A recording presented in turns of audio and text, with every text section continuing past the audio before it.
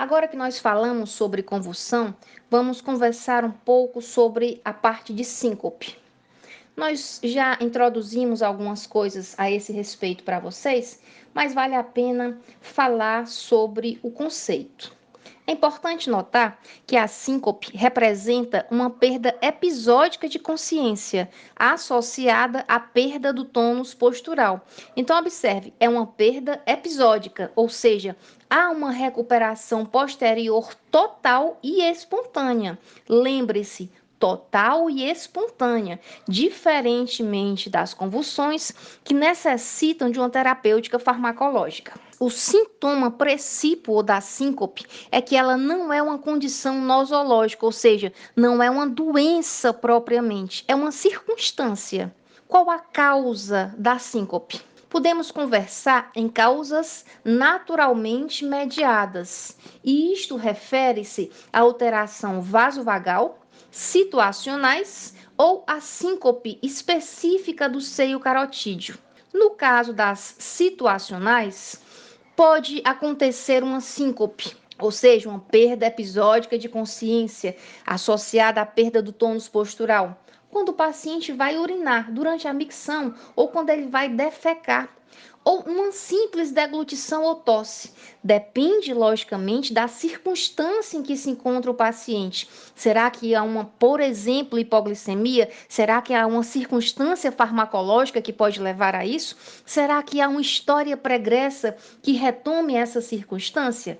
Pois bem, essas são as possíveis causas, as situações em que há uma possibilidade de o paciente naturalmente desenvolver uma síncope. A outra circunstância causal é a presença de uma hipotensão postural. Diminuiu a pressão, o paciente normalmente está em pé e aí cai demais e ele fica meio que tonto, digamos assim.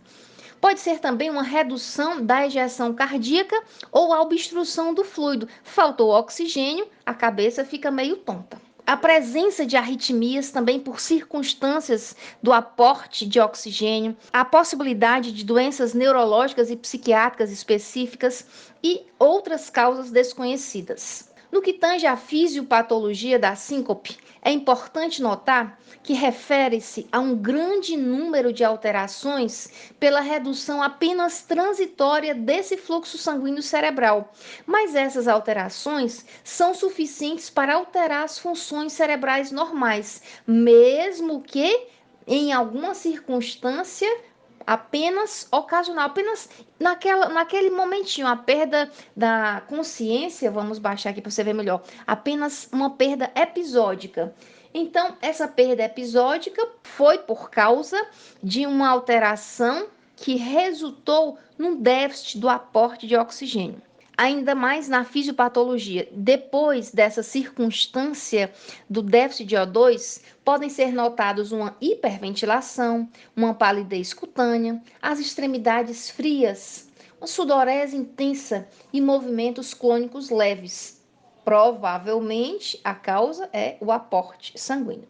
Mas esses sintomas regridem com a idade, ou seja, se o paciente teve síncope em alguma circunstância da vida, não necessariamente ele vai ter episódios de síncope durante toda a vida, vai regredindo com a idade. Afinal, é bom lembrar, não é uma condição nosológica, ou seja, não é uma patologia, não se trata de uma doença.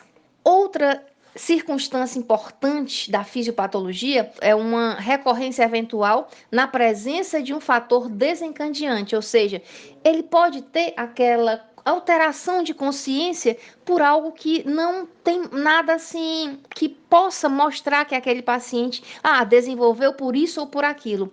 Há uma recorrência eventual na presença de um fator desencadeante, que pode ser, como eu disse, desconhecido, mas pode também, olha, ele está em circunstância de medo, de nervosismo ou uma atividade física muito grande, tem a ver com a questão da alimentação. Então, é um conjunto de fatores, é uma miríade de eventos que pode levar a síncope. Pois bem, nós conversamos sobre a etiologia, sobre a fisiopatologia, agora vamos ver a síncope vasovagal. Síncope vasovagal nada mais é do que um nome bonito para falar de um desmaio simples. Mas as possíveis síncopes vasovagais são a síncope neurogênica associada à resposta vasomotora anormal, pode acontecer em qualquer grupo etário. E os fatores precipitantes da vasovagal, ou seja, do desmaio simples, são estimulação emocional, dor, visão de sangue. Olhou, viu sangue, ai meu Deus, desmaia. Síncope. Fadiga, instrumentação médica, perda sanguínea, permanência em pé e se movimentando em períodos prolongados. Todas essas circunstâncias podem ser fatores precipitantes para um simples desmaio. A fisiopatologia da síncope vasovagal é a diminuição da pressão arterial e da frequência cardíaca, cuja pressão arterial e cuja frequência cardíaca são mediadas pelo nervo vago, daí o nome vasovagal. Essa diminuição da PA e da frequência leva a uma hipoperfusão do sistema nervoso central, a uma síncope subsequente, ou seja, diminuiu o aporte de oxigênio, é como se desligasse os neurônios de uma forma mais grosseiramente falando, e aí o paciente tem essa perda de consciência temporária e volta ao normal da melhor forma possível, sem o aporte de medicamentos. Fora a PA e a frequência, a isquemia cerebral também pode estar associada, e aí o paciente apresenta breves movimentos tônico-clônicos. Fora isso, há episódios que começam enquanto o paciente está em pé ou sentado, e há um pródromo precedente que acontece em 30 a 60 segundos antes de a síncope vasovagal acontecer. Só lembrando, esse pródromo é uma circunstância que você diz, o paciente vai desenvolver, sabe que vai ter a síncope. Quais seriam esses pródromos, ou seja, esses fatores que fazem com que ele perceba que vai ter? Cansaço, bocejos, tonturas, náuseas, palidez, a sudorese, salivação, a visão turva e a presença de taquicardia. Algumas manifestações importantes no período da crise são a perda da consciência, lembrando temporária, a presença de bradicardia, diminuição dos batimentos cardíacos, pode vir a cair no chão, presença da palidez e a diaforese. Para ficar claro para você, diaforese é a transpiração profunda. Também a presença da dilatação pupilar, respiração contínua, a presença também dos olhos abertos, ou seja, os globos oculares ficam virados para cima e às vezes até você quer socorrer o seu paciente, fica com medo. É aquela questão que nós dissemos, deixa ele quietinho, deixa a circunstância ocorrer, porque vai ter a volta total do processo fisiológico nesse paciente. Há também a presença de movimentos anormais, e esses movimentos podem ser tônicos ou a presença da postura de opstótono. Essa postura aqui é a de opstótono, fica assim totalmente enrijecido, mas lembrando, se for na síncope, volta, porque ele tem a presença da postura de opstótono em outras circunstâncias clínicas que não essa. Fora esses movimentos anormais, pode haver a presença de uma incontinência urinária, ele pode não conseguir urinar naquele instante. Fora as manifestações de crise, há manifestações que mostram que o paciente está se recuperando. Essa recuperação da consciência é rápida, em 20 a 30 segundos depois que ele assume a posição horizontal.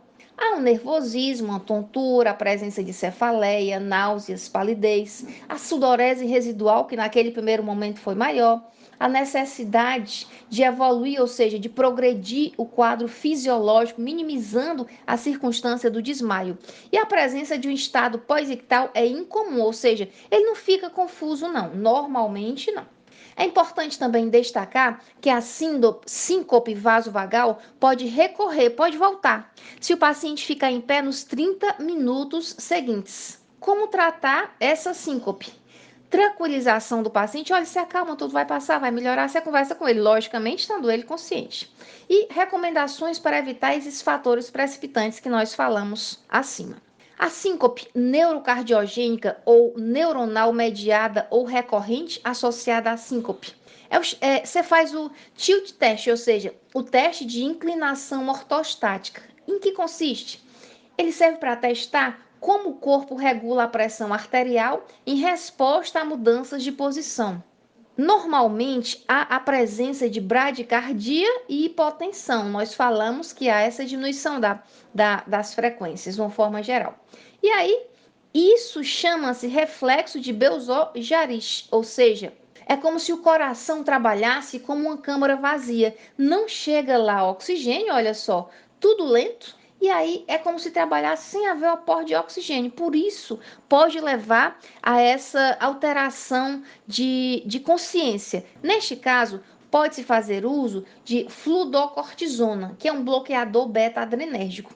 Ele serve para inibir seletivamente a recaptação de serotonina e aí melhorar essa circunstância aqui da lentidão.